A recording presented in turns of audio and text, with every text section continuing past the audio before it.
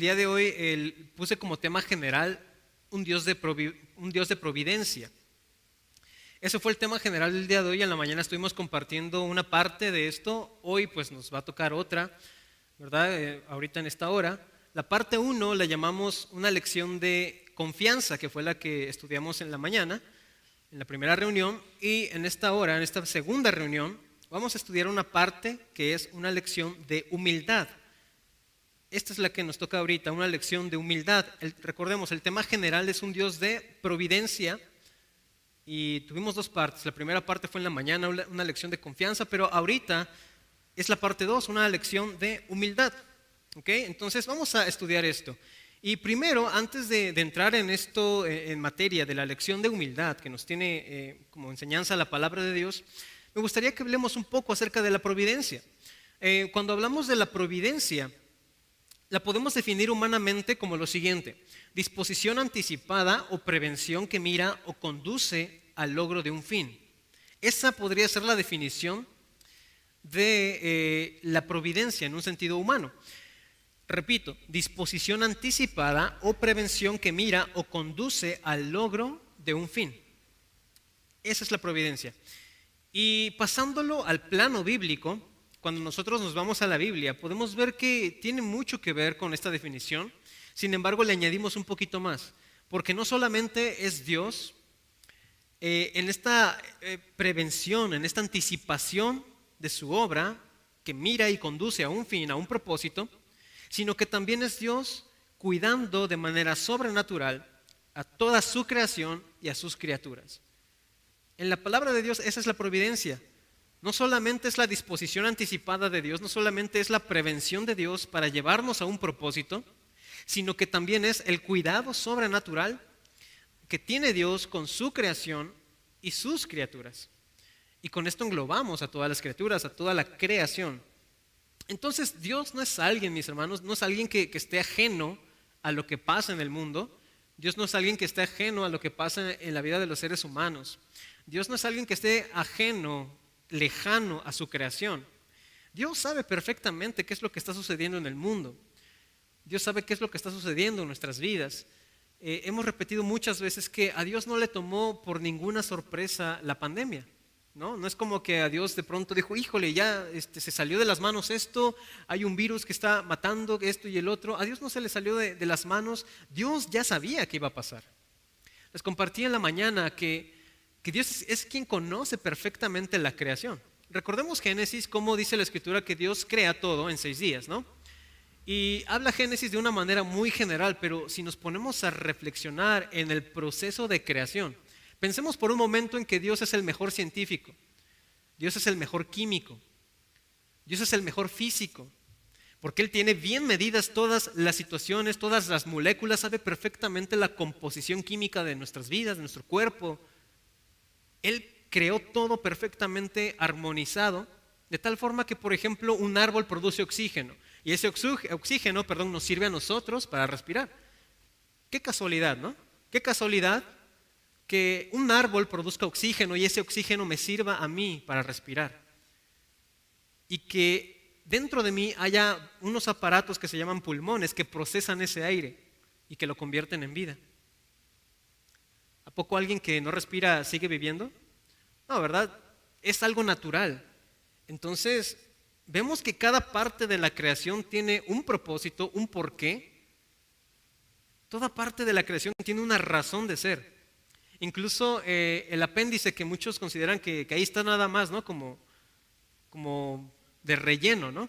Todo lo que tenemos, todo lo que somos, todo lo que existe tiene una razón de ser.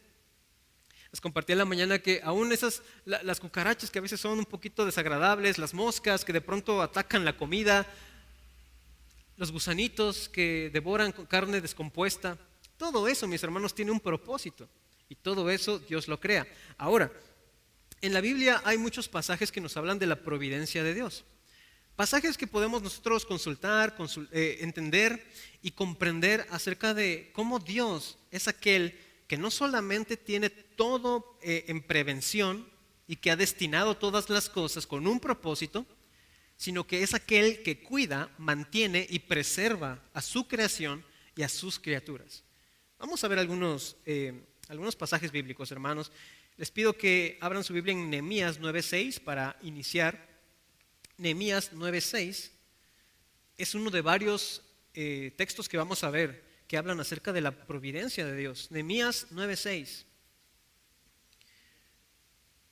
El libro de Nehemías, capítulo 9, versículo 6, dice de la siguiente manera: tú solo eres Jehová, tú hiciste los cielos y los cielos de los cielos con todo su ejército, la tierra y todo lo que está en ella, los mares y todo lo que hay en ellos. Y tú vivificas todas estas cosas y los ejércitos de los cielos te adoran. Lo voy a leer nuevamente y me voy a ir deteniendo para que podamos reflexionar un poco. Dice: tú solo eres Jehová. Número 1, tú hiciste los cielos. ¿Cuáles son los cielos, hermanos? ¿Qué podríamos considerar como los cielos? Pues los que vemos, ¿no? O sea, la atmósfera que tenemos encima de nosotros. Pero dice después el texto: y los cielos de los cielos. ¿Cuáles serían los cielos de los cielos? Pues lo que hay más allá de este cielo que vemos, ¿no? Hoy conocemos por la ciencia que hay galaxias, que hay planetas, que hay millones de estrellas, que hay todo un mundo de creación fuera de la Tierra, ¿no? Alguna vez hemos visto imágenes de los planetas, del sistema solar, etcétera, etcétera, y que dicen que somos una galaxia entre millones de galaxias. Nehemías dice: tú hiciste los cielos y los cielos de los cielos. Sigue diciendo: con todo su ejército, todas las estrellas, todas las galaxias, todas las constelaciones, etcétera. Pero después se pasa a la tierra, dice: y la tierra y todo lo que está en ella, vegetación, animales, seres humanos, todo lo que hay en la tierra. Después se pasa a los mares y dice: los mares y todo lo que hay en ellos. Por ahí dicen que no conocemos ni siquiera un aproximado del 10%, más o menos, de la vida marítima. Todavía no ha sido descubierta el resto de ese 10%, el 90%, 80%. Todavía no ha sido descubierto. Imagínese usted, si conocemos tan solo una pequeña parte de la vida marítima, ¿cuánta vida no ha de haber ahí en la tierra, en el mar, perdón? ¿Cuánta vida no ha de haber? ¿Cuántas especies aún no descubiertas que habitan en el fondo del océano? ¿Cuántas especies, cuánta vida hay en tan solo en los mares?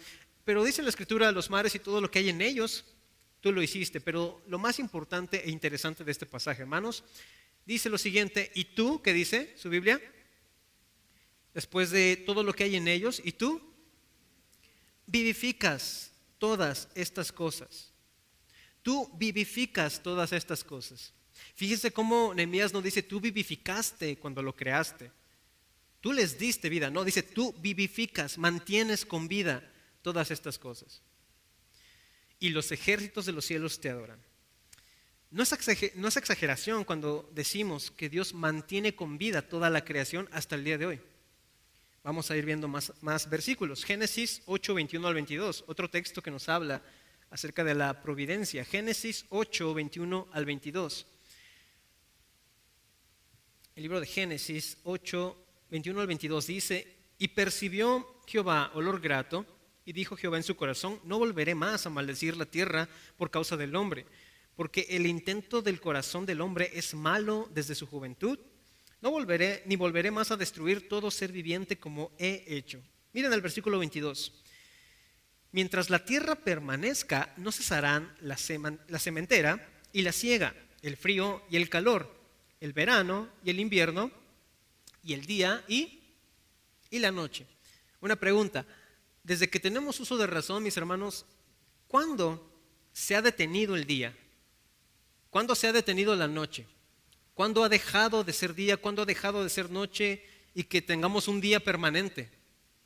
Por un año, una noche de un año permanentemente, o una estación permanentemente. ¿Cuándo ha dejado de hacer frío? ¿Cuándo ha dejado de hacer calor? Y más últimamente, ¿no? Que de pronto es muy cambiante el clima. ¿Cuándo la Tierra se ha detenido? Sabemos que los días, en realidad, es que la Tierra va girando alrededor del Sol, ¿no? ¿Cuántas veces la Tierra se ha detenido y ha dejado de funcionar la creación? ¿Cuántas veces? ¿Alguna vez que recuerde? ¿Verdad que no? Dios dijo en Génesis, mientras la tierra permanezca, no cesarán la sementera, la siega, el frío y el calor, el verano y el invierno, el día y la noche. Entonces, un ejemplo más de la providencia de Dios, de ese mantenimiento que Dios tiene para con su creación. Otro texto, primer libro de Crónicas, capítulo 29, versículos 11 al 12. Primer libro de Crónicas 29, versículos 11 al 12, dice: Tuya es Jehová la magnificencia y el poder, la gloria, la victoria y el honor, porque todas las cosas que están en los cielos y en la tierra son tuyas. Tuyo, Jehová, es el reino y tú eres excelso sobre todos. Las riquezas y la gloria proceden de ti, y tú dominas sobre todo. En tu mano está la fuerza y el poder, y en tu mano el hacer grande y el dar poder a todos. ¿Cuánta autoridad, cuánto dominio, cuánta potestad le da el escritor a Dios? Tuya es, Jehová, la magnificencia, el poder, la gloria, la victoria, el honor, porque todas las cosas que están en los cielos y en la tierra son tuyas. Vamos a ver otro, Mateo 5, 44 al 45. Son solamente ejemplos que le quiero mostrar, hermano. Mateo 5, 44 al 45. El Evangelio de Mateo, capítulo 5, versículos 44 al 45, dice: Pero yo os digo, amad a vuestros enemigos, bendecid a los que os maldicen, haced bien a los que os aborrecen, y orad por los que os ultrajan y os persiguen. Versículo 45. Para que seáis hijos de vuestro Padre que está en los cielos. ¿Y qué hace el Padre que está en los cielos, hermanos? Que hace salir su sol sobre ¿quiénes? Sobre solamente los justos. No, ¿verdad? Sobre malos y buenos, y que hace llover sobre justos e injustos. Esto nos quiere decir que la providencia de Dios, hermanos, no solamente es para los justos, no solamente es para los buenos. La providencia de Dios es para malos y buenos. La providencia de Dios es para justos e injustos. Y de pronto puede ser que a veces nos quejemos un poco de por qué a las personas que no conocen a Dios les va mejor que a nosotros. ¿Por qué a veces ellos prosperan más? ¿Por qué a veces nosotros tenemos más dificultades, más conflictos y ellos no? Dice Jesús que el Padre hace salir su sol sobre buenos y malos, y hace llover sobre justos e injustos. La providencia de Dios. La providencia de Dios es para todos. Ahora, no estamos diciendo que los que no conocen a Dios tienen las mismas bendiciones que los que sí conocen a Dios. Lo que estamos diciendo es que para todo ser humano, para todo ser viviente, la providencia de Dios está ahí, obrando. Salmos 24.1, se lo leo rápido si gusta verlo en la pantalla, es muy breve este texto. Salmos 24.1 dice: De Jehová es la tierra y su plenitud, el mundo y los que en él habitan. Los que en él habitan, sean judíos, sean israelitas, sean cristianos o no lo sean. ¿Se da cuenta? De Jehová es la tierra y su plenitud, el mundo y los que en él habitan. Todo aquel que habita en esta tierra, ¿a quién le pertenece? A Dios. Todos somos creación de Dios. Seamos creyentes o no seamos, seamos cristianos o no seamos cristianos, le pertenecemos a Dios y participamos de la providencia de Dios. ¿Cómo es posible que Dios envíe su providencia a aquellos que le rechazan, que le niegan, que no le creen, incluso que le llegan a insultar? ¿Cómo es posible que Dios mantiene su providencia para injustos, para los malos, que hace salir su sol sobre ellos también? Es Dios. Y aún los malos y aún los injustos siguen siendo creación de Dios. Ahora, vayamos a uno más. Mateo 10, 29 al 31. Nuevamente el Evangelio de Mateo, capítulo 10, versículos 29 al 31. Y aquí hay cosas bien interesantes, bien curiosas que nos muestra la Escritura. Mateo 10, 29 al 31 dice: ¿No se venden 2 pajarillos por un cuarto? Está preguntando Jesús. ¿No se venden dos pajarillos por un cuarto? Con todo, ni uno de ellos cae a tierra sin vuestro Padre. Pues aún vuestros cabellos están todos contados. Así que no temáis, más valéis vosotros que muchos pajarillos. Cuando dice aquí Jesús, ni uno de ellos cae, a tierra sin vuestro Padre, la expresión sin vuestro Padre quiere decir sin el conocimiento del Padre. Imaginemos esta situación, Jesús diciendo, ¿no se venden 2 pajarillos por un cuarto? ¿Acaso no venden en las esquinas, en los mercados, 2 pajarillos por un cuarto? Les dice Jesús.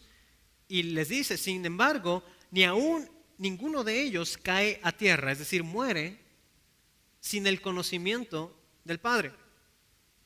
Y después dice Jesús, aún va más allá todavía, va más al extremo Jesús y dice, pues aún vuestros cabellos están todos contados, aún sus cabellos están contados, les dice Jesús. Imagínense, ¿no? Qué curioso que Dios sepa cuántos cabellos tenemos. No suena como una exageración, como algo bastante, así como, ay, eso es demasiado exagerado, ¿no? ¿Sabe por qué Jesús está haciendo esta confesión que pareciera tan insignificante, ¿no? O sea, ¿cómo Dios va a saber cuántos cabellos tengo? ¿Cómo Dios va a saber cuando muere un pajarito? O sea, al día han de morir muchos. ¿Cómo es que Dios sabe cuántos mueren al día y exactamente dónde caen, ¿no? Jesús hace estos comentarios por lo siguiente, versículo 31, así que no temáis, más valéis vosotros que muchos pajarillos. Es decir, Dios tiene tal control sobre la creación que aún conoce cuando los pájaros mueren. En este ejemplo que dice Jesús, Dios tiene tal control de la creación que aún conoce cuántos cabellos tenemos. Imagínese a Dios diciendo, mira, ya hoy se le cayeron 3, hoy se le cayeron 5.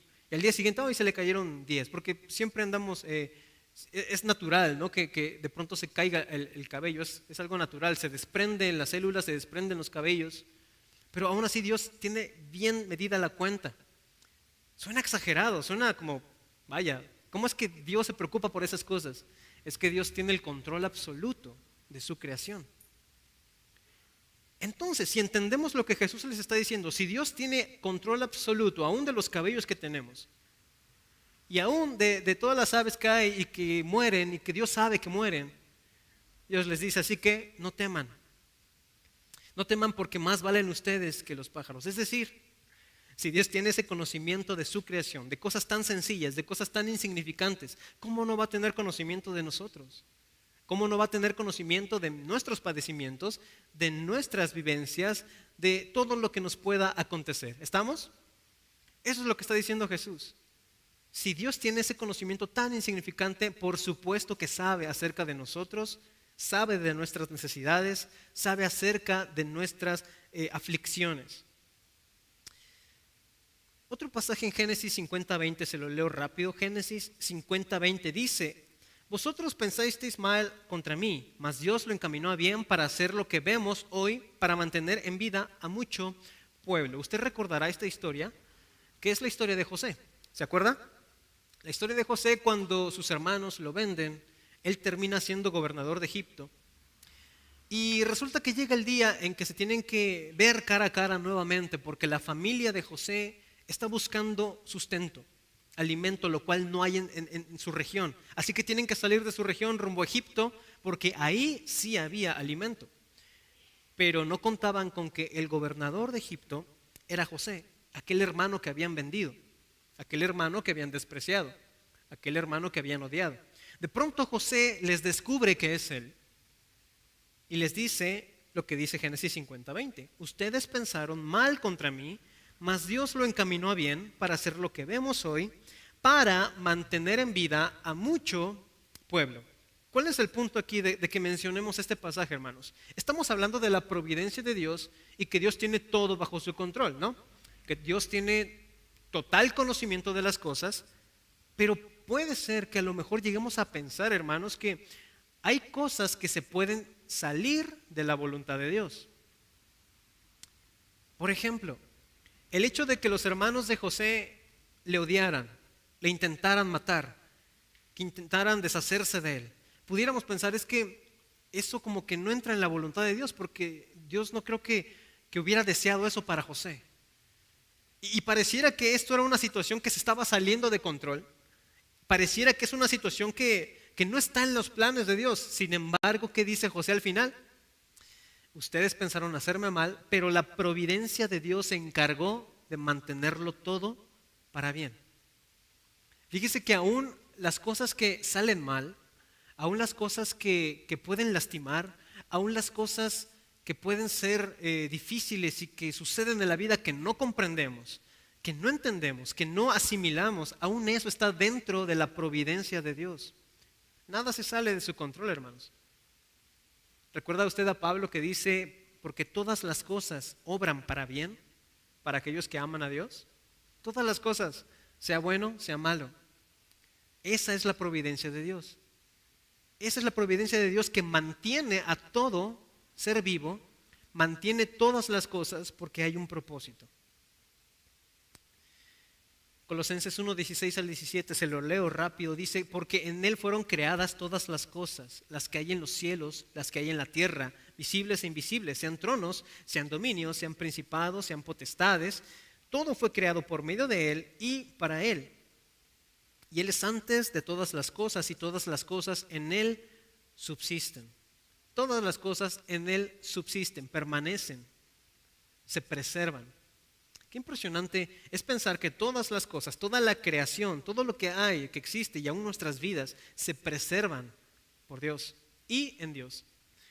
Y ahora, después de mencionar todo esto, después de mencionar la providencia, después de mencionar que Dios tiene en control todo, que Dios sabe todas las cosas que suceden en todo el mundo, etcétera, etcétera, ¿de qué nos sirve comprender la providencia de Dios? Esa sería una buena pregunta, ¿no?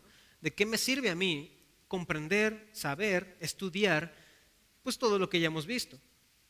Que Dios es el Dios de los cielos, de la tierra y todo lo que hay en ello es suyo. ¿De qué me sirve a mí saber eso? Recuerda esa pregunta porque al final la vamos a responder, hermano. ¿De qué me sirve comprender la providencia de Dios? Al final vamos a responderla. Mientras, vamos a ver una historia que nos va a enseñar lo que dice el título de esta enseñanza. Una lección de humildad dentro de la providencia de Dios. Dios nos enseña muchas cosas dentro de su providencia, hermanos. En la mañana vimos una lección de confianza. Hay situaciones en la vida en las que necesitamos demostrar esa confianza en Dios, pero de pronto hay otras historias, otros contextos en los cuales es necesario mantenernos en humildad en el tiempo de la providencia. Acompáñeme por favor abriendo su Biblia en Segundo Libro de Reyes, capítulo 5.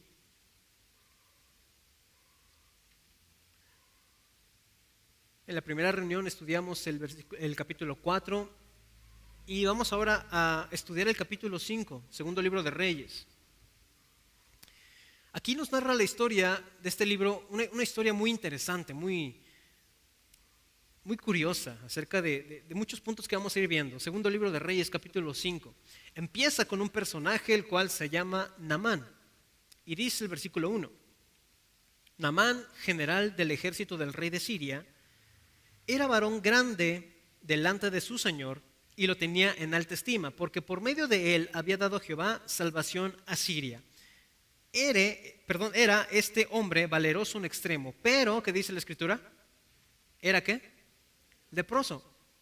Ok, una vez más vamos a estudiar, a detenernos tantito en el versículo 1, como que lo leímos rápido, pero vamos a ver, de entrada ya tenemos varias cosas que reflexionar. Número 1, dice, Naamán era una persona muy importante. La Biblia lo describe con tres características. Primero, que era general del ejército del rey de Siria. Es decir, que era aquel que está, el oficial con mayor rango en el ejército de Siria. Era el oficial de mayor rango, era el más importante, era el que estaba a cargo de todo el ejército de una nación. Así lo pone la Biblia de primera, ¿no? General del ejército del rey de Siria. Pero después dice, era varón que grande delante de su señor. Entonces la Biblia pone a Naamán como un oficial de alto rango, altísimo rango, casi mano derecha del rey. Y después dice, era varón grande delante de su señor. Número 1, era grande. Es decir, era un hombre con una posición social alta. Este era Naamán, un hombre con una posición social muy alta. Después dice, y lo tenía en alta estima.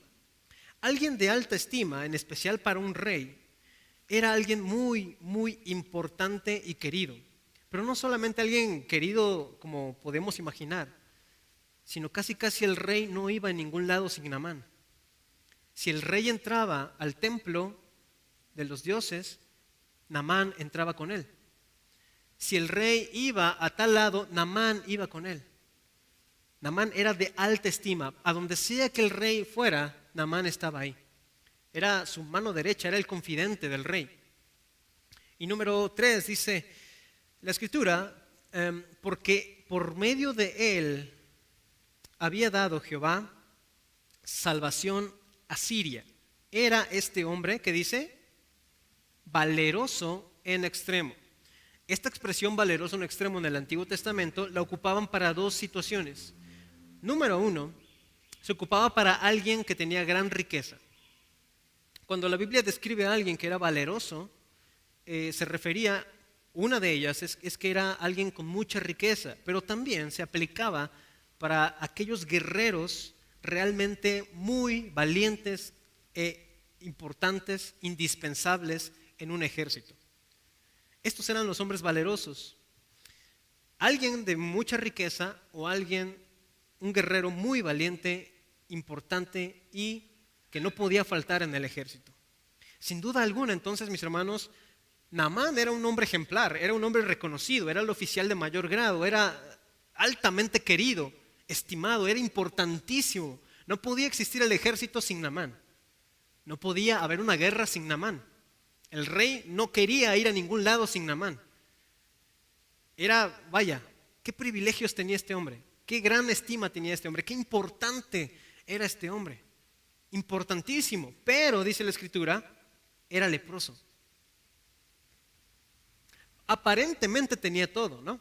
Aparentemente tenía toda la fama, toda la riqueza, toda la fuerza, todo el reconocimiento, todo lo tenía, pero era leproso. A veces así nos pasa a nosotros, hermanos. Creemos que estamos bien, que estamos plenos, que tenemos todo, pero siempre hay algo en nuestro corazón que necesita ajustes. Naamán parecía que estaba bien, que tenía todo lo que él o que cualquier ser humano quisiera tener. Tenía un buen cargo, tenía un buen trabajo, era importante, la gente lo quería, pero era leproso, tenía un problema, estaba enfermo. Pero, mis hermanos, hay otra cosa que notar aquí. Aparte de cómo lo describe la Biblia a Naamán, que ya vimos que lo describe como alguien sumamente importante y grande, hay otra cosa que notar, y es que si leemos nuevamente, dice Naamán, general del ejército del rey ¿de qué nación? De Siria. En la Biblia, mis hermanos, todo el Antiguo Testamento es muy enfocado a Israel, a la nación de Israel, porque la nación de Israel fue la nación que Dios escogió para, por medio de esa nación, traer al Salvador, a Jesús. Si nosotros leemos el primer capítulo de Mateo, el Evangelio de Mateo, vamos a ver toda la genealogía desde Adán hasta Jesús. Y vamos a darnos cuenta que el Rey Jesús, el Salvador Jesús, vino de la descendencia de la nación de Israel. La nación de Israel fue la nación que Dios escogió, la nación suya de Dios, eran los hijos de Dios, pero resulta que aquí dice Naamán, general del ejército del rey de Siria. Naamán no era israelita, Naamán no era creyente, vamos a ponerlo así. Naamán no era cristiano, vamos a ponerlo de esa forma. Naamán no conocía a Dios, no creía en Dios. Pero otra cosa muy interesante que notar, mis hermanos, que dice después de que describe a Naamán la escritura, porque por medio de él había dado ¿quién? ¿Quién dice la palabra, hermanos? Naamán, general del ejército del rey de Siria, era varón grande delante de su señor y lo tenía en alta estima, porque por medio de él había dado Jehová salvación a Siria. A ver, un momento, ¿qué no estamos hablando de que el Antiguo Testamento se enfoca en Israel, que la nación de Israel es la nación de Dios? Pues resulta, mis hermanos, que por medio de Naamán, Dios, nuestro Dios, había traído salvación a Siria, libertad a Siria. ¿No suena ilógico? Suena ilógico todavía más por lo siguiente, hermanos. Dice el versículo 2: y de Siria habían salido bandas armadas y habían llevado cautiva de la tierra ¿de qué tierra? De Israel, de los hijos de Dios, a una muchacha, la cual servía a la mujer de Naamán. A ver si estamos entendiendo bien la situación, ¿no? Entonces, estamos hablando de que Dios es un Dios de providencia, es un Dios que tiene cuidado todos los aspectos de la vida, que no hay nada que se pase lejos de sus ojos, que no hay nada que le sorprenda, porque Dios sabe todas las cosas, tiene todas las cosas bajo control. Lo leímos al inicio. Entonces, estamos diciendo que Dios en su soberanía hace que una nación que no es su nación y que es pagana obtenga libertad por la mano de un hombre que no es creyente y que seguramente era sanguinario, y que además de eso este hombre dirige a una banda armada, y esta banda armada que seguramente mataban, que seguramente saqueaban, se llevan como esclava a una muchacha que sí es de la nación de Israel, que sí cree en Dios, para que sea sirviente de la esposa de Naamán. ¿Es esa la situación, hermanos? Sí, ¿no? ¿Sí lo leímos bien? Es esa la situación. Y lo más impactante es que dice la palabra que por medio de Naamán Dios obró salvación a Siria. Es decir, que Dios guió la mano de Naamán para librar victorias. Ese mismo Naamán que guió a esta banda armada y que secuestró, en pocas palabras, a esta muchacha de Israel y la llevaron como esclava. Dios haciendo que todo esto ocurra. ¿No suena algo demasiado extraño, demasiado paradójico, demasiado... ¿Cómo es que Dios va a hacer eso? ¿Cómo es que Dios lo va a permitir? Imagínense ustedes a la muchacha, una jovencita, no sabemos qué edad tenía. Supongamos que tenía 20 años. Supongamos que tenía 15. Supongamos que tenía 16, 17, 18, los años que haya tenido. Imaginémonos a la jovencita siendo llevada cautiva como esclava por una banda de armados, y que al final eso Dios lo estaba contemplando y lo estaba permitiendo, porque Dios estaba guiando la mano de Naamán, ese hombre que la llevó. ¿No suena contradictorio, hermanos? ¿No suena como, cómo es posible, Dios? Es una jovencita, es una jovencita. ¿Ella qué culpa tiene, Señor? ¿Por qué permites que pasen estas cosas? Y es la pregunta del millón, la pregunta de la humanidad siempre, ¿no? ¿Por qué, Señor? ¿Por qué permites que yo sufra? ¿Por qué permites que vengan los problemas a mi vida? ¿Por qué permites que me pase esto? ¿Por qué permites que haya esta pandemia? ¿Por qué permites? Y siempre es la misma pregunta, ¿por qué? ¿Por qué permites, Dios? ¿Por qué? Sin embargo, no recordamos que la providencia de Dios está obrando. Y así como leímos al inicio, la providencia de Dios obra tanto para los buenos como para los malos, como para los justos como para los injustos. Y lo más hermoso de todo, mis hermanos, viene a continuación. La mujer, esta jovencita, tenía de dos opciones. Número uno, renegar de Dios, reclamarle porque Él permitió y no intervino cuando la sacaron de su casa, cuando se la llevaron esclava. Señor, ¿por qué no hiciste nada? ¿Por qué no estuviste ahí? ¿Por qué no me ayudaste? Tenía esa opción, número uno. O tenía número dos, la siguiente opción. Confiar en la providencia de Dios. ¿Qué elegimos nosotros, hermanos? Cuando pasa algo así en nuestras vidas, cuando sucede algo que no estaba planeado, que parece que ¿cómo es posible que Dios lo permite? ¿Qué decidimos? Tenemos dos opciones. Número uno, reclamarle a Dios y decirle, ¿por qué, Señor? A ver, quiero entender por qué está pasando esto. O número dos, confiar en la providencia de Dios. Voy a retomar desde el versículo 2 para continuar la lectura. Dice, y de Siria habían salido bandas armadas y habían llevado cautiva de la tierra de Israel a una muchacha, la cual servía a la mujer de Naamán. Y repito, esta banda armada no era como una banda de delincuentes, eran soldados a cargo de Naamán. No eran una banda así como podíamos imaginarla, eran soldados. Versículo 3. Esta, es decir, la jovencita, la muchachita que fue llevada esclava, dijo a su señora, a la esposa de Naamán. Fíjense lo que le dice esta jovencita. Si rogase mi señor al profeta que está en Samaria, él lo sanaría de su lepra. ¿Vamos entendiendo el propósito de Dios, hermanos? Señor, ¿por qué permites que me lleven como esclava? ¿Por qué permites que me traten así? ¿Por qué permites que gente que no cree en ti me lleve cautiva y yo sea esclava en una tierra donde no crean en ti, Señor? ¿Por qué? Miren lo que hizo la jovencita, una mujer tan valiosa en esta historia, que tiene tan solo unos versículos de nombre, pero es clave para el desarrollo de toda la historia. Esta jovencita que tenía dos opciones, renegar de Dios, reclamarle por qué había permitido eso, o la otra opción, seguir confiando, elige lo mejor. Y le dice a la señora, a la esposa de Naamán, si Naamán ruega al Señor, rogase a mi Señor, el profeta que está en Samaria, él lo sanaría de su lepra. ¿Saben qué, hermanos? Dios puede hacer que en la vida estemos frente a estas situaciones que son poco deseables, que son aparentemente malas, que son contraproducentes para nosotros, que no entendemos. Dios puede permitir que estemos en esas posturas, en esas situaciones, pero es que Dios nos está poniendo ahí porque nosotros podemos ofrecer una solución a las demás personas. Muchas veces creemos que el hecho de que seamos cristianos quiere decir que vamos a estar bien toda la vida, pero muchas veces Dios nos va a llevar a estos puntos en los cuales vamos a estar incómodos, vamos a estar contra pared y diciendo, pero ¿por qué me está pasando esto? Pero de pronto hay una oportunidad en ese instante para poder decirle a alguien, si ruegas a Dios por tu situación, Él te va a ayudar.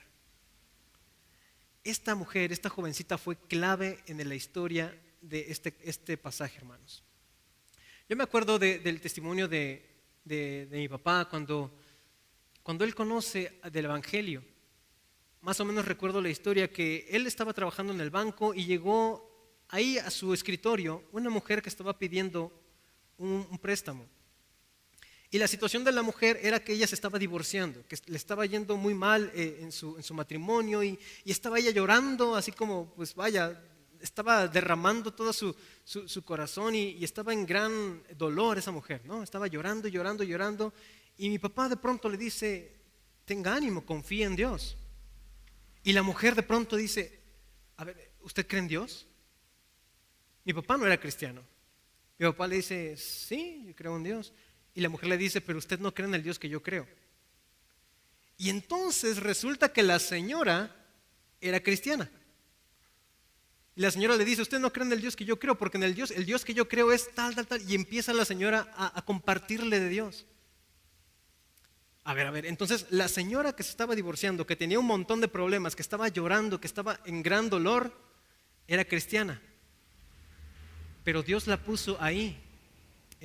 Dios permitió que la vida la llevara a esta circunstancia, porque en ese momento de dolor, ella pudo dar una solución a alguien más. Y la señora le dice, mire, lo invito a la reunión, mis papás fueron y empezaron su caminar con Cristo. Y hoy estamos acá.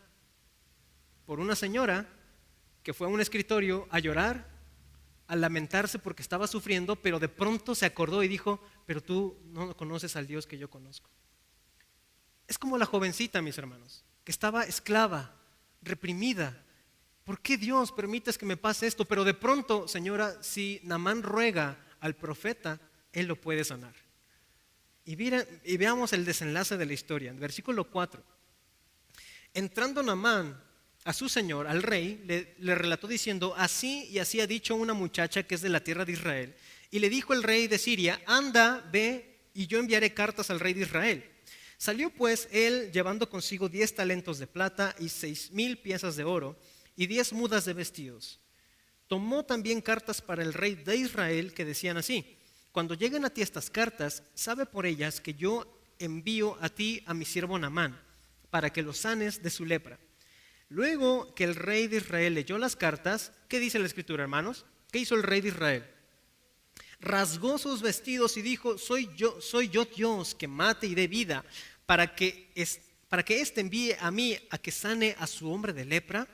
Considerad ahora y ved cómo busca ocasión contra mí. Eso es lo que dice el rey. Ahora, entendamos lo que está pasando.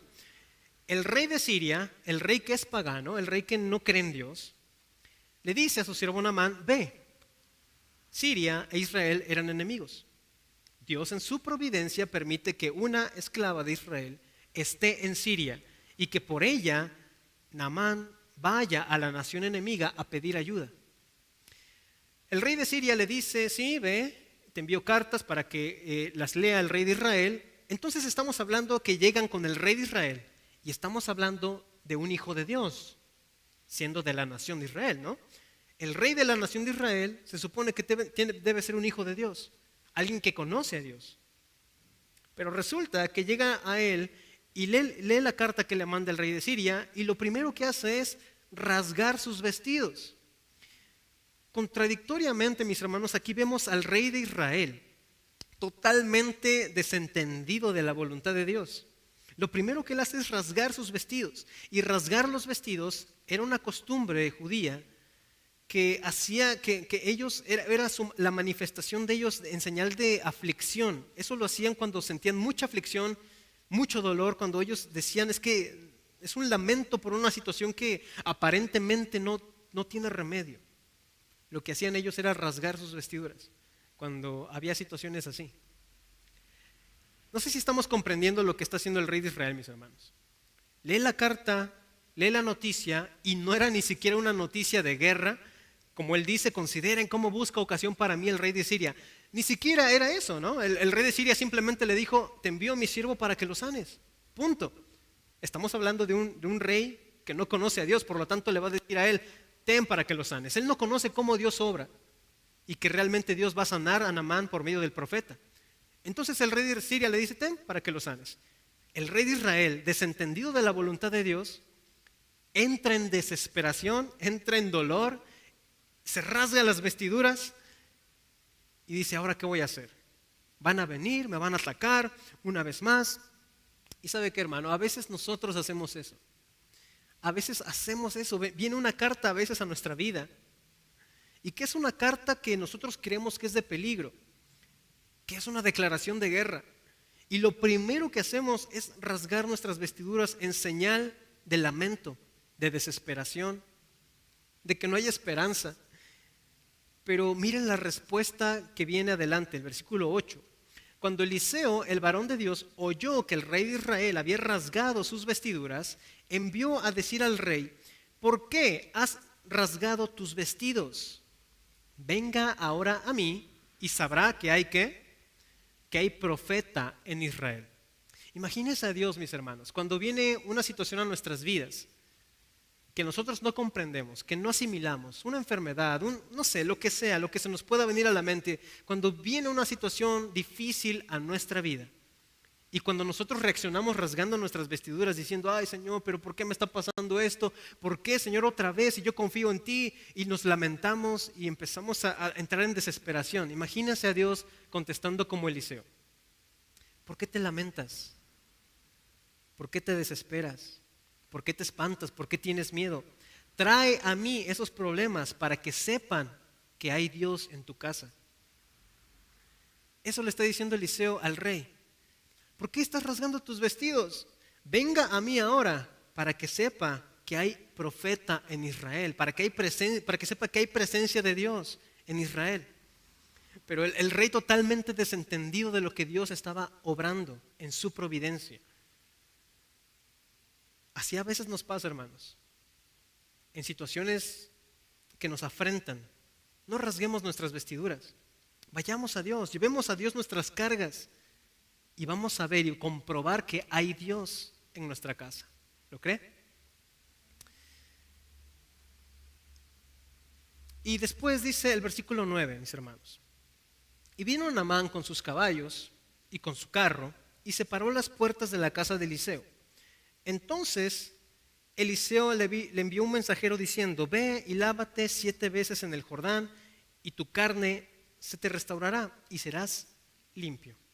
Ok, entonces envían a Naamán para con el profeta y vean cómo llega el profeta, vean cómo llega Naamán, ¿no? Dice la escritura que Naamán llega con sus caballos, llega con su carro y se para a las afueras de la puerta de la casa de Eliseo. Entonces se queda esperando y simplemente Eliseo le dice, le envió un mensajero y le dice, ve, lávate 7 veces en el Jordán y tu carne se restaurará. Mira el versículo 11. Y Naamán, ¿qué hizo, hermanos? Se fue enojado, diciendo, he aquí, yo decía para mí, saldrá él luego, y estando en pie, invocará el nombre de Jehová, y alzará su mano y tocará el lugar y sanará la lepra. Pregunta, ¿cómo llegó Naamán? Con sus caballos, con su carro, y se paró frente a la casa de Eliseo. ¿Sabe qué significa esto, hermanos? Puede ser que en alguna ocasión lleguemos a Dios de esa manera, con nuestros caballos, con nuestro carro, y nos quedemos parados enfrente de Él. Los caballos son símbolo de fuerza, de poder. El carro es símbolo de comodidad. Y esperar a que Eliseo saliera a Él, esperar a que Eliseo, el representante de Dios, saliera, es como esperar a que Dios venga a mí y me solucione mi problema, porque aquí estoy, Señor, a ver, ven, soluciona mi situación, soluciona mi dolor, aquí estoy esperando. Salmos 27, se lo leo, Salmos 27 dice, estos confían en carros y aquellos en caballos, mas nosotros del nombre de Jehová nuestro Dios tendremos memoria.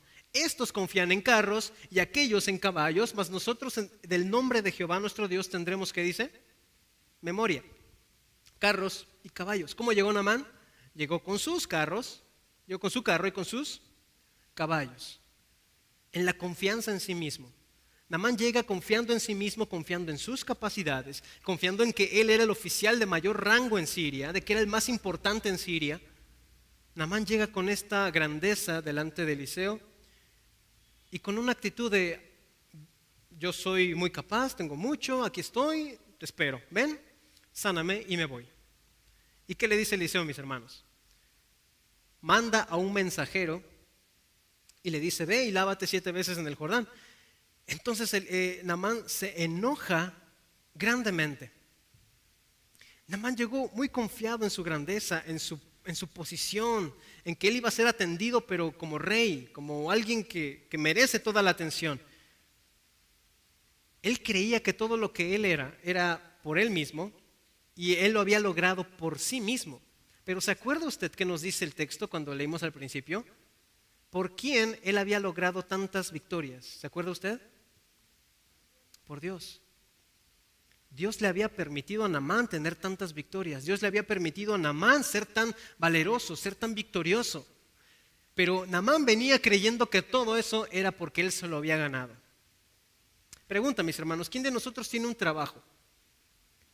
Yo le quiero hacer reflexionar. ¿Ese trabajo que usted tiene, mi hermano, lo consiguió por sus capacidades o por la providencia de Dios? ¿Quién tendrá un coche? ¿Ese coche usted lo consiguió porque se ha esforzado muchísimo? ¿O porque es la providencia de Dios? Ay, no, pero es que ya son exageraciones, hermano. Es que yo sí ahorré mucho para comprarme el coche. ¿Y de dónde vino ese dinero, hermano? No, pues de todo mi esfuerzo, hermano. Yo me he trabajado muchísimo. ¿Y de dónde vino esa fuerza para trabajar? ¿De dónde vino su profesión, su oficio? Muchos empleamos las manos en el trabajo, muchos empleamos nuestro ser, nuestro cuerpo, ¿no? Lo utilizamos para realizar un trabajo. Si estamos así en este estado, preservados, es gracias a Dios, mis hermanos. Naamán decía, yo he conseguido todo, este carro que tengo, estos caballos que tengo, esta fuerza, esta importancia que yo tengo es mía. Me la he ganado con todo mi esfuerzo, con el sudor de mi frente, cada batalla la he librado con mis fuerzas. ¿Y qué decía Dios? No, Naamán, por mí tú ganaste victorias, porque yo te lo permití. ¿Qué tan fácil hubiera sido que Dios hubiese dado la victoria a Israel en lugar de a Siria? ¿No? Israel era la nación de Dios, llevaba ventaja, pero Dios, ¿qué dijo? ¿Sabes qué? Naamán, te voy a dar la victoria a ti. Y Naamán creyendo que él lo había conseguido. Entonces llega delante de Eliseo y él está esperando a que venga a él, Eliseo, y le haga lo que tenga que hacer.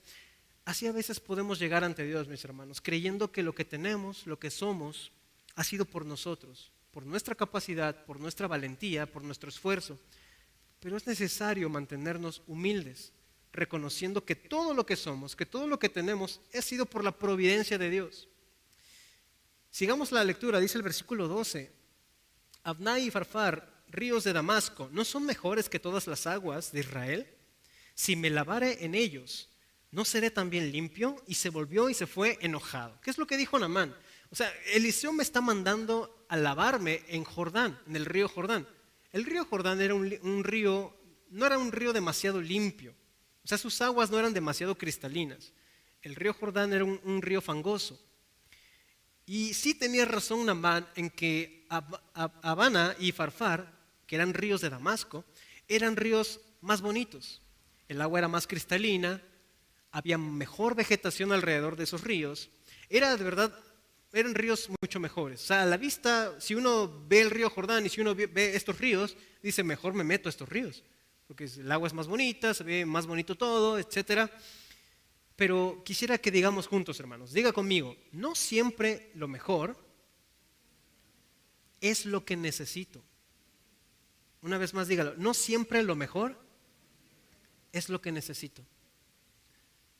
Naamán dijo, estos ríos son mejores. Son mejores esos ríos, tienen mejor agua, están más bonitos. ¿Acaso no si voy a esos ríos también voy a sanar? Pero Dios le decía, no, yo quiero que vayas al río Jordán, a ese río que está más sucio, a ese río que está fangoso, ahí quiero que entres. No, Señor, ¿cómo voy a ir a ese río si está bien sucio? Está mejor ese río, ¿por qué no me mandas a aquel? Ahora diga conmigo, no es a mi manera, es a la manera de Dios.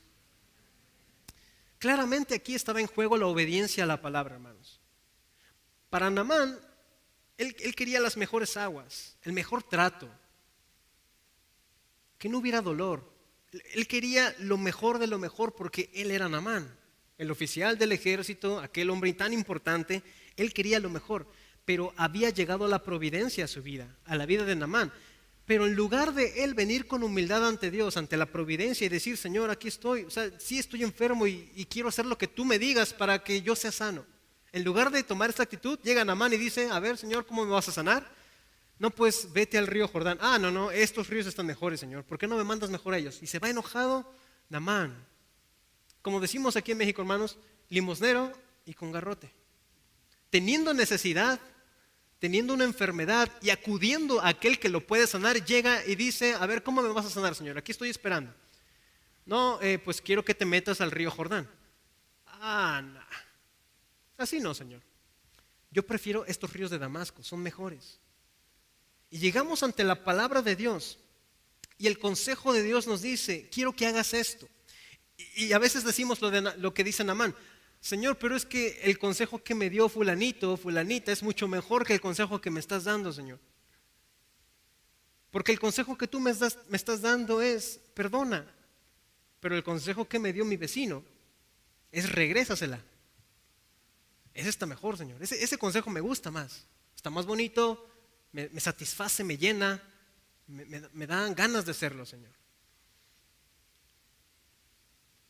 Entonces llegamos a este punto, faltos de humildad, en el que nos vamos enojados porque el consejo de Dios no nos satisface, no nos gusta, no nos llena, no es lo que esperábamos. Y a lo mejor nos ha pasado alguna vez que no es lo que yo esperaba, la palabra que hoy recibí no es lo que yo esperaba. Es que mi problema es tan específico que no veo en ningún lado de la palabra que haya solución para este problema tan específico que tengo. Pero por ahí Dios nos dice, separado de mí nada puedes hacer. Ay, Señor, pero, o sea, sí, pues, pero ¿qué hay de mi problema? ¿Qué hay de mi situación? El consejo que me está dando esta persona es mucho mejor, es más atinado, es más veraz, es más eficaz, va más al clavo que esto que me acabas de decir, Señor. Y así nos comportamos como Naamán cuando lo único que tenemos que hacer, mis hermanos, es obedecer, mantener la humildad y obedecer. No entendemos por qué Dios nos está mandando al Jordán siendo un río que no es tan bonito, no entendemos. Pero no se trata de entender, se trata de que así es como Dios va a obrar, así es como funciona la providencia de Dios. Porque si fuera al revés, hermanos, si fuera al revés que como nosotros quisiéramos, cada quien tendría su manera, ¿no? Y todos le pondríamos al Señor nuestro pliego petitorio. Señor, ¿me vas a sanar? Sí, pero quiero que lo hagas así, que lo hagas ya, que no me cueste nada. Pero la providencia de Dios no funciona así. La providencia de Dios funciona como Él lo ha mandado y lo único que está en juego es obediencia. Dice el versículo 13, mas sus criados se le acercaron y le hablaron diciendo, Padre mío, si el profeta te mandara alguna cosa, ¿no lo harías? ¿Cuánto más diciéndote, lávate y serás, ¿qué? Limpio. Él entonces descendió y se zambulló 7 veces en el Jordán conforme a la palabra del varón de Dios, y su carne se volvió como la carne de un niño y quedó limpio. Así sí. No era como él quería, era como Dios le estaba diciendo que tenía que ser. Si Dios va a sanar, hermanos, si Dios va a obrar, si Dios va a responder, tal vez no sea en los mejores ríos, tal vez no sea con los mejores medios, pero siempre Dios va a obrar conforme a su voluntad. A lo mejor nosotros pensamos que Dios va a obrar en una manera asombrosa, extraordinaria y wow, que va a ser un notición. Y muchas veces Dios no lo hace así. ¿Se acuerda usted de un ciego que fue sanado por Jesús? Y la forma en que Jesús lo sanó fue demasiado rara, que escupió en sus ojos. ¿Se acuerda usted de esa historia? ¿A quién le gustaría que le escupan en los ojos, hermanos? Es una forma rara, ¿no? En la cual Jesús obró en ese momento. Pero es que no es conforme a lo que nosotros queremos. La providencia está ahí y va a llegar. Pero a veces el Señor nos va a mandar al Jordán, a ese río fangoso, ese río que no está tan bonito. Y esto representa el consejo de Dios, que a veces no gusta, que a veces no cae, que a veces lo escuchamos y es, ay Señor, es que cómo me cuesta hacer eso, Dios. Cómo me cuesta perdonar, cómo me cuesta leer la Biblia, cómo me cuesta orar, cómo me cuesta aprender, cómo me cuesta ser humilde, cómo me cuesta ser manso. No puedo, Señor. Ve al río Jordán. Es que, Señor, si yo me mantengo así como soy, en este río tan cristalino, tan bonito de Damasco, así yo creo que también puedo, Señor. Ve al Jordán. Está en juego la obediencia, mis hermanos. Y después de esto, viene el versículo 15, un gran desenlace para esta historia. Y volvió al varón de Dios, es decir, a Eliseo, el profeta, él y toda su compañía. Miren cómo menciona aquí la escritura no solamente a Naamán, sino a toda su compañía. Y se puso delante de él y dijo, he aquí, ahora conozco que no hay Dios en toda la tierra, sino en Israel. Te ruego que recibas algún presente de tu siervo. Mis hermanos, ¿cuál era el plan de Dios? ¿Cuál era el plan de Dios por el cual aquella jovencita fue hecha esclava? Que ella no entendía por qué. Que ella a lo mejor estaba en esta situación de esclava diciendo, Señor, ¿por qué permitiste esto, Señor? Yo estaba bien en mi casa, con mi mamá, con mi papá, con mi familia. Ahora estoy aquí de esclava. Me dan una comida que yo no quiero. A lo mejor incluso puede ser que se burlaban de ella por ser esclava. No, qué sé yo. ¿Cuál era el plan? Llega Naamán después de ser sanado y dice, he aquí ahora conozco que no hay Dios en toda la tierra sino en Israel. Pero si leímos anteriormente, Naamán llegó no solamente él solito, llegó con toda su, ¿qué dice la escritura? Toda su compañía. Ahora quiero que dimensionemos lo grande que está sucediendo aquí. Imagínense a toda su compañía. ¿Cuántas personas no acompañarían a este gran hombre tan valiente, tan importante de Siria, ¿no? El oficial de mayor rango, tan importante, tan grande, tan influyente, lo han de haber acompañado muchas personas, muchos soldados, muchos funcionarios, etcétera, etcétera, han de haber estado ahí. Es como hoy en día, ¿no? Cuando hay alguien importante, todos se arriman a la foto. Imagínense esa compañía, esa caravana de tantas personas y todos presenciando a un Naamán con una piel limpia, sana. Imagínense. ¿Cuál era el plan de Dios? Resulta que en ese tiempo la nación de Israel no reconocía a Dios. La nación de Israel se había desviado. Y Dios estaba permitiendo que una nación extranjera gozara de los beneficios de Él, de la salvación, de la redención. Hermanos, Naamán nunca fue igual. Fíjese lo que dice el versículo 16. Le responde Eliseo a Naamán: mas él dijo, vive Jehová en cuya presencia estoy, que no lo aceptaré. Y le instaba a que aceptara alguna cosa, pero él no quiso. Versículo 17. Entonces Naamán dijo, te ruego pues, de esta tierra no se dará a tu siervo la carga de un par de mulas, porque de aquí en adelante, ¿qué dice Naamán, hermanos? Tu siervo no sacrificará holocausto ni ofrecerá sacrificio a ¿quiénes?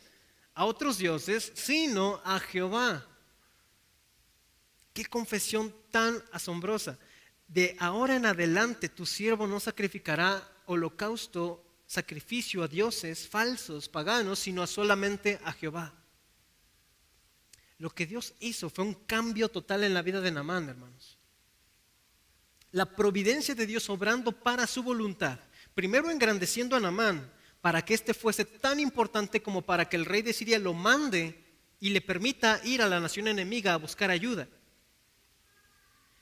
Dios permitiendo que una jovencita sea esclava de Siria para que por ella llegue la noticia de que hay alguien que puede sanar a Naamán.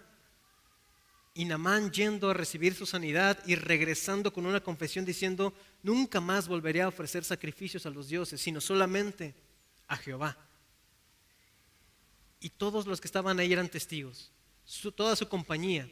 Y ahora imagínense a Naamán regresando a su nación y a Naamán impactando y testificando a todos, y todos viendo a Naamán que es sano. Todos conocían a Naamán, un hombre leproso, y todos ahora que lo vean preguntándole, ¿cómo le hiciste? ¿Qué te pasó? Aquí nadie te pudo sanar, Naamán. ¿Cómo le hiciste? ¿Qué te pasó? Y él, Dios me sanó. Versículo 18 dice, en esto perdona Jehová tu siervo, que cuando mi señor el rey entrara en el templo de Rimón para adorar en él y se apoyare sobre mi brazo, si yo también me inclinara en el templo de Rimón, cuando haga tal, Jehová perdone en esto a tu siervo. Fíjese nada más esta situación. Aquí es algo muy interesante porque aquí Naamán nos muestra la realidad que vivimos todos nosotros, hermanos. Tenemos que regresar al mundo, tenemos que regresar a trabajar, tenemos que regresar a desempeñarnos en nuestras funciones, en nuestra profesión, en nuestro oficio, en la escuela, y vamos a tener que servir a personas que no crean en Dios. Vamos a tener que ser humildes ante personas que no crean en Dios. Pero ¿saben por qué Dios permitió todo esto con Naamán? Para que él estuviera sirviendo al rey como siempre, pero él ahora con una convicción en su corazón, y que tarde o temprano él iba a testificar ante el rey quién era Dios. Y no solamente ante el rey, sino toda la nación de Israel. Un hombre tan influyente que pudo ser clave en una nación para ser transformada. ¿Y sabe qué es lo mejor de todo, hermanos? Y quisiera ir cerrando esta mañana con esto. ¿Sabe qué es lo mejor de todo? Que toda esta historia fue gracias a una jovencita que fue humilde, que fue sencilla en su corazón y que entendió la providencia de Dios. Toda la historia de Naamán, su sanidad, el regreso ante el rey, toda esta grandeza de la historia, mis hermanos, fue gracias a una jovencita, a la cual Dios permitió que fuese llevada esclava y la cual abrió su boca en un momento, no para renegar de Dios, sino para decirle, hay alguien que te puede sanar. Por ella, por medio de ella, Naamán pudo ser sano y salvo. Esa es la providencia de Dios, hermanos. Dios teniendo todo bien medido bajo su control. Así que yo quisiera que reflexionemos y nos preguntemos, la situación que yo estoy viviendo, las cosas que yo estoy viviendo, que estoy pasando, en lugar de preguntarme ¿por qué no me pregunto ¿para qué? ¿Para qué Dios está permitiendo que pase esto? ¿Para qué Dios está permitiendo que llegue a este punto en mi vida? Porque a lo mejor podemos ser esa jovencita que está en ese plano desolado, contraproducente, en ese plano que es un panorama oscuro. Sin embargo, estamos ahí para poder bendecir a otros. Porque por medio de esa jovencita, la casa de Naamán fue bendecida. Había una pregunta que dejamos sin responder, y esta era: ¿de qué nos sirve entender la providencia de Dios, hermanos? ¿Se acuerdan de la pregunta? ¿De qué nos sirve? ¿De qué me sirve a mí entender y conocer la providencia de Dios? Y vamos a ver 3 razones de todo lo que hemos leído, 3 razones por las cuales nos sirve entender y comprender la providencia de Dios. Número 1, conocer quién es nuestro Dios y lo que Él puede hacer. ¿De qué nos sirve entender la providencia de Dios? Primero, conocer quién es nuestro Dios y lo que Él puede hacer. Mis hermanos, cuando conocemos quién es nuestro Dios, que es un Dios que está en control de todas las cosas, que es un Dios que aún sabe cuántos cabellos tenemos, que aún sabe cuando un pajarillo muere, es alguien que está en control absoluto de toda la creación, que tiene el cuidado asombroso de todo lo que existe. Entonces, si Dios tiene tal cuidado, ¿qué no podrá hacer con nosotros? ¿Qué no podrá hacer en nuestras vidas? Y si Dios conoce aún los cabellos, si Dios conoce aún los pajarillos, quiere decir que Dios conoce mi situación, que Dios conoce mi dolor, que Dios conoce mi amargura, que Dios conoce todo lo que vivo día a día. Dios lo conoce. Jesús fue probado en todas las cosas. Esto quiere decir, hermanos, que Jesús conoce todas las aflicciones, tentaciones, dolores que puede experimentar un ser humano. Entonces no es como que digamos, es que Señor, tú no comprendes. No, Dios comprende, porque Jesús lo vivió. Jesús fue tentado en todo. Todo lo que podamos nosotros padecer, sufrir, Jesús lo padeció. Conocer que Dios es un Dios de providencia nos va a enseñar a que podemos confiar plenamente en Él, porque Él sabe qué está haciendo. Y aunque el panorama sea totalmente sombrío, confiamos y sabemos que lo que Él puede hacer es totalmente asombroso. Número 2, ¿de qué nos sirve entender la providencia de Dios? Saber que Él traerá su providencia a su manera, no a la nuestra. Él traerá su provisión, su providencia. Él vendrá con toda su bendición a nuestra vida, con su respuesta. Pero esto no va a ser a nuestra manera y como nosotros lo esperamos. Esto va a ser a su manera. Y muchas veces Dios nos va a mandar al Jordán. Cuando hay lugares más bonitos, cuando hay cosas más bonitas, opciones más bonitas, pero muchas veces Dios nos va a decir: quiero que vayas al Jordán. Y no solamente una vez te sumerjas ahí, sino 7 veces. Porque la providencia va a venir, pero siempre será a su manera. Así que no nos sorprenda cuando Dios nos mande al Jordán. No nos sorprenda cuando Dios nos pida algo que nos cueste hacer. Cuando Dios nos pida algo que es un reto, que no podamos, que sintamos que no podamos. Porque siempre será la manera de Dios. Pero si tan solo obedecemos, si tan solo le prestamos atención y con humildad le decimos: está bien, Señor, no entiendo por qué me estás mandando al Jordán, no entiendo por qué me estás pidiendo que haga esto, no entiendo por qué me pides esto que me cuesta tanto, pero lo voy a hacer. Y cuando lo hagamos, mis hermanos, nos levantaremos de ese Jordán limpios, con la providencia en carne viva. Y número 3, ¿de qué nos sirve entender la providencia de Dios? En confiar en que todo lo que sucede tiene un propósito de Dios. Todo. Aún el secuestro de esta jovencita tenía un propósito de Dios. Las victorias de Naamán sobre Israel tenían un propósito de Dios. Todo tiene un propósito, hermanos. Que si hoy me fue mal, que si hoy me pasó de lo peor, tiene un propósito. Todo tiene un propósito. Pero lo más importante es que en estos días horribles, malos, en los que nuestra alma está secuestrada, acudamos a Dios y le digamos: Señor, aquí estoy, no comprendo qué está pasando, pero confío en tu providencia, en que tú tienes todo bajo control y que tú, Señor, tienes la prevención de todas las cosas porque me quieres llevar a un propósito.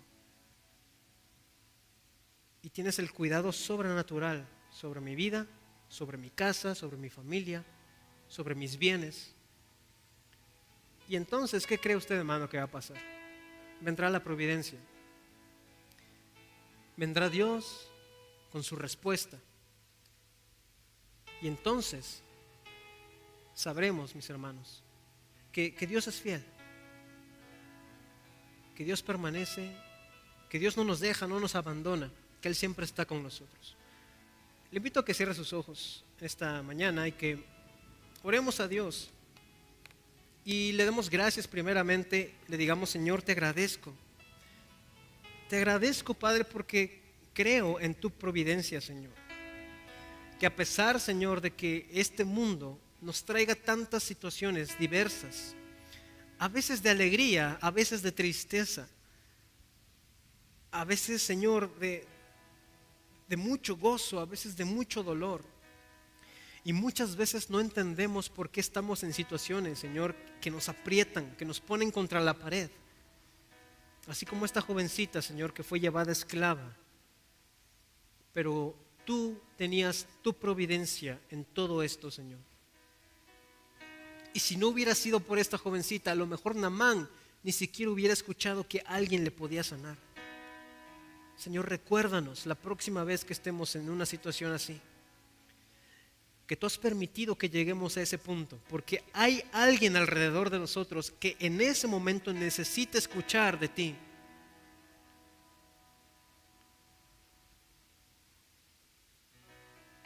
Señor, te damos gracias. Querido hermano, hermana, le animo que en su lugar ore a Dios y medite en su corazón. Si a lo mejor usted está en una situación similar, en la que no entiende qué está pasando ni por qué, pero recuerde, hermano, Dios es un Dios de providencia. Él está al tanto de usted. Nada se le escapa.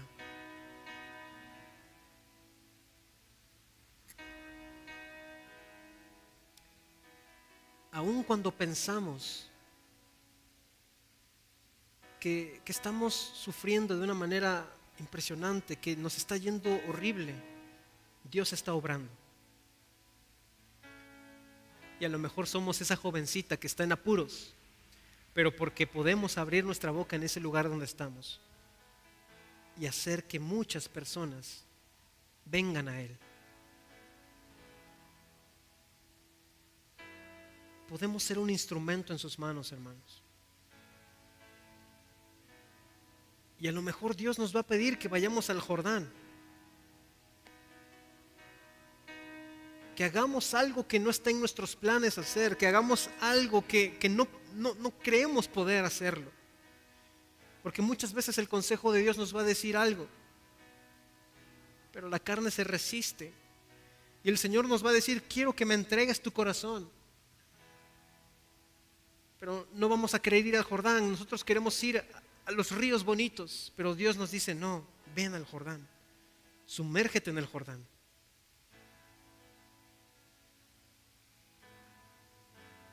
Ahí estará la providencia, ahí estará la respuesta, no a nuestra manera, sino a su manera. Señor, gracias. Gracias por tu palabra, Dios.